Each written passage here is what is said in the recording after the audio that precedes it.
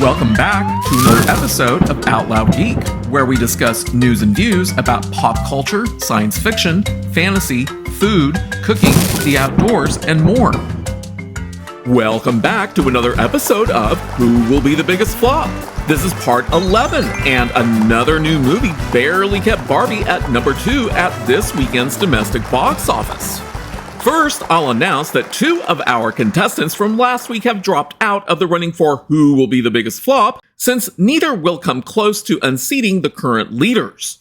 And those 2 withdrawn contestants are The Last Voyage of the Demeter and Teenage Mutant Ninja Turtles Mutant Mayhem, but I'll be keeping an eye on both of them.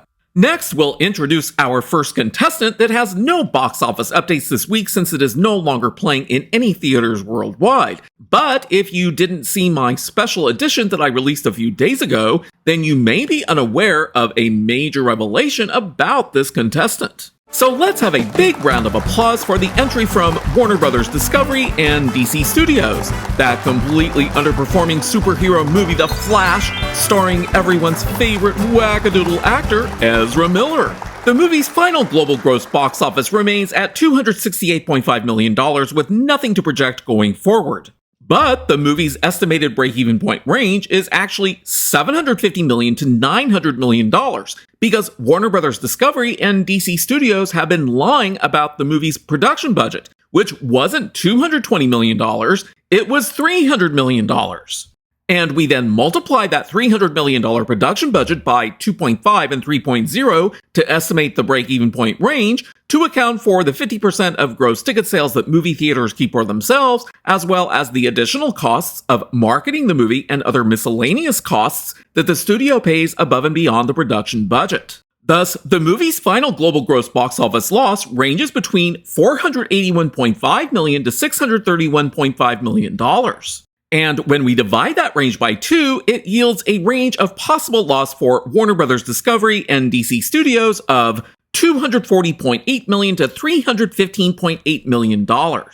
So The Flash currently sits in first place, and it will remain there because no other movie is currently losing that much money. But we'll see who's in second and third place this week. We also have a new movie that just opened this weekend that we'll take a look at. So let's have a warm round of applause for the new movie from Columbia Pictures and PlayStation Productions, the movie entitled Gran Turismo, based on a true story. Domestically, the movie opened with $17.3 million, which put it into first place in this weekend's domestic box office by only $200,000, ahead of the number 2 movie, which I'll be talking about shortly.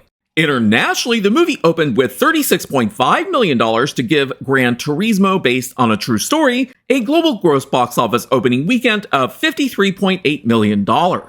With a production budget of $60 million, when we multiply that by 2.5 and 3.0, we get an estimated break-even point range of $150 million to $180 million. And when I project this movie's possible final global gross box office forward by using a range of average weekly drops of 40 to 30%, we get values ranging from $134.5 million to $157.3 million. Thus, Gran Turismo, based on a true story, could possibly break even, or it may lose somewhere around $0 to $45.5 million in global gross box office revenue, which, when we divide by 2, means that Columbia Pictures and PlayStation Productions may lose anywhere between $0 to $22.8 million. So given that that's not much of a loss, and that the movie could potentially break even, Gran Turismo, based on a true story, is not being entered as a contestant in Who Will Be the Biggest Flop, but I will be monitoring it. And that brings us to the movie that came in a very close second behind Gran Turismo, based on a true story, at this weekend's domestic box office. So let's have a very warm welcome for that extremely successful movie by Warner Bros. And Mattel Entertainment, none other than Barbie, starring Margot Robbie and Ryan Gosling. Domestically, the movie earned another $17.1 million to bring its current domestic box office total up to $594.8 million, which also makes Barbie the highest grossing movie domestically by surpassing the Super Mario Bros. Movie. Internationally, the movie earned another $33.6 million to bring its current international box office total up to $745.5 million. So globally, the movie earned another $61.1 million to bring its current global gross box office total up to $1,340.3 million. Naturally, the movie broke even a long time ago because its break-even point was $590 million, which is calculated by adding the movie's $145 million production budget with its $150 million marketing budget, then multiplying the sum by 2 in order to take into account the 50% of gross ticket sales that movie theaters keep for themselves.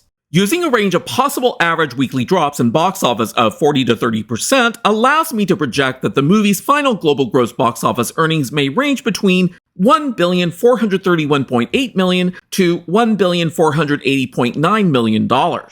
So Barbie will most definitely surpass the $1,358.6 million that the Super Mario Bros. Movie has currently earned globally, which will make it the highest grossing movie worldwide of 2023. And that brings us to our second contestant, which came in third place at this weekend's domestic box office after being number 1 last weekend. So let's have a warm welcome for another entry from Warner Bros. Discovery and DC Studios, DC's latest underperforming superhero movie, Blue Beetle, starring Xolo Maridueña. Domestically, the movie earned another $12.8 million at the box office, which was a drop of 49.74% from its opening weekend. This is also less than 1 standard deviation away from the DCEU's overall average for second weekend drops in domestic box office. So the movie's current domestic box office total sits at $46.3 million. Internationally, the movie earned another $17.5 million to bring its current international box office total up to $35.5 million. So globally, the movie earned another $38.4 million to bring its current global gross box office total up to $81.8 million. Last week, the movie's domestic share was incredibly high at 58.53%, which was 3 standard deviations away from the DCEU's overall average domestic share. But as of this weekend, the movie's domestic share dropped slightly to 56.61%, which is 2.76 standard deviations out, and is due to the movie performing better internationally than domestically this weekend. But the current domestic share is still well beyond the typical plus or minus 1 standard deviations away from the overall franchise average that is far more common within the DCEU franchise. With a production budget of $120 million, when we multiply that by 2.5 and 3.0 to estimate a break-even point range, we get values of $300 million to $360 million. And when I project the movie's potential final global gross box office moving forward using the franchise's overall average weekly drop of 40.06% and 1 standard deviation above and below, that yields a range of $121 million, $139.3 million, and $168.5 million. This is a higher projected range than last week's projections and strongly implies that the movie will definitely earn more than $100 million globally, which was not certain as of last week. However, the movie could still potentially lose anywhere from $131.5 million to $239 million in global gross box office revenue, which, when we divide by 2, means that Warner Bros. Discovery and DC Studios may lose as much as $65.8 million to $119.5 million. And that currently places Blue Beetle squarely behind The Flash into second place. So we'll move on to one of the other very successful movies that premiered the same weekend as Barbie and came in 4th place overall at the domestic box office this weekend. So let's have a warm welcome for the movie Oppenheimer. Domestically, the movie earned another $9 million to bring its current domestic box office total up to $300 million. Internationally, the movie earned another $44.6 million to bring its current international box office total up to $477.2 million. So globally, the movie earned another $59.4 million to bring its current global gross box office total up to $777.2 million. Oppenheimer also broke even given that its estimated break-even point range is $250 million to $300 million, which is calculated by multiplying its $100 million production budget by 2.5 and 3.0 respectively. By using average weekly drops of 40 to 30%, I am currently projecting that Oppenheimer's final global gross box office will probably range between $866.1 million to $913.8 million, which is a higher range than last week's projection because Oppenheimer is currently experiencing lower weekly drops. I will also briefly mention that Meg 2: The Trench came in 6th place again in this weekend's domestic box office and is still currently doing well enough that it will more than likely break even. That brings us to our third contestant, which hails from Disney and dropped down to 10th place in this weekend's overall domestic box office. So please give a warm welcome for the very poorly timed remake Haunted Mansion, which stars Rosario Dawson and was directed by Justin Simeon. The movie earned another $2.1 million domestically to bring its current domestic box office total up to $62.3 million. Internationally, the movie earned another $3 million to bring its current international box office total up to $29.4 million. So globally, the movie earned another $6.4 million to bring its current global gross box office total up to $91.7 million. Given that the movie's production budget is $157.8 million, this means that the estimated break-even point ranges between 2.5 to 3.0 times that, or $394.5 million to $473.4 million. When I project what the movie's possible final global gross box office earnings might be moving forward using a possible average weekly drop ranging from 40 to 30%, the movie may only earn somewhere between $101.3 million to $106.5 million in global gross box office revenue. Thus, the movie is currently looking to lose somewhere between $288 million to $372.1 million in global gross box office revenue, which, when we divide by 2, means that Disney is looking to lose somewhere between $144 million to $186.1 million, which puts the movie into second place behind The Flash and one place ahead of Blue Beetle. And that brings us to our fourth contestant that dropped to 12th place overall in this weekend's domestic box office. So let's have a warm welcome for the entry from Paramount Pictures, Mission Impossible: Dead Reckoning Part 1 starring Tom Cruise. Domestically, the movie earned another $2.1 million to bring its current domestic box office total up to $168.1 million. Internationally, the movie earned another $7.5 million to bring its current international box office total up to $383.9 million. So globally, the movie earned another $10.9 million to bring its current global gross box office total up to $552 million. Since the movie has a $290 million production budget, when we multiply that by 2.5 and 3.0 to calculate an estimated break-even point range, we get values of $725 million and $870 million respectively. Using the movie's current average weekly drop of 39.95%, we get a projected possible final global gross box office for the movie of $568.4 million.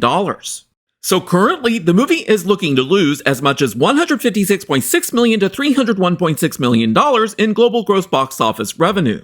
And when we divide that range by 2, it looks like Paramount Pictures could lose somewhere between $78.3 million to $150.8 million, which puts Mission Impossible: Dead Reckoning Part 1 into third place behind The Flash and Haunted Mansion, and one place ahead of Blue Beetle.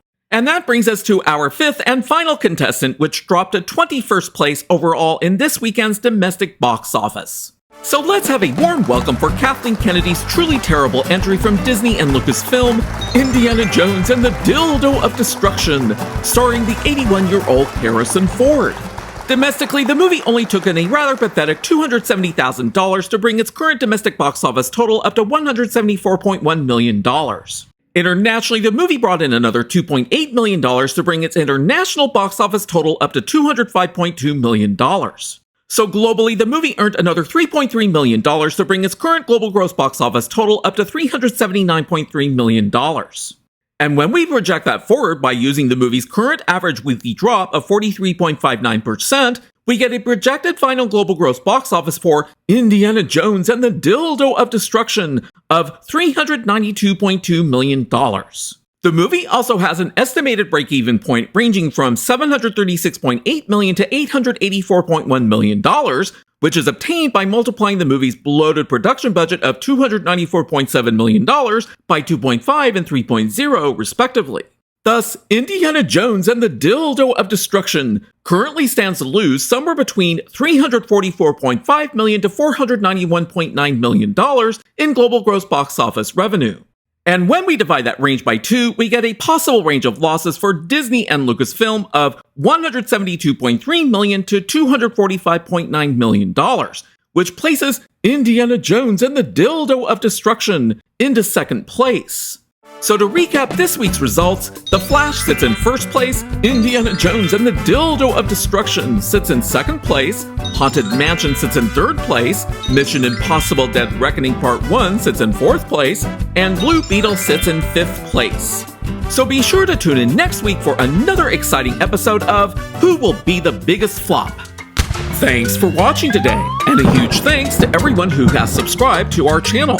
We appreciate your support. If you enjoyed this video, please press the like button, and please feel free to share a comment. If you'd like to help support this channel, please press the red subscribe button, and please press the bell to receive notifications for new content. You can also find us on Facebook, Instagram, Threads, and Twitter by clicking on the links in the description. Until next time, this is Out Loud Geek.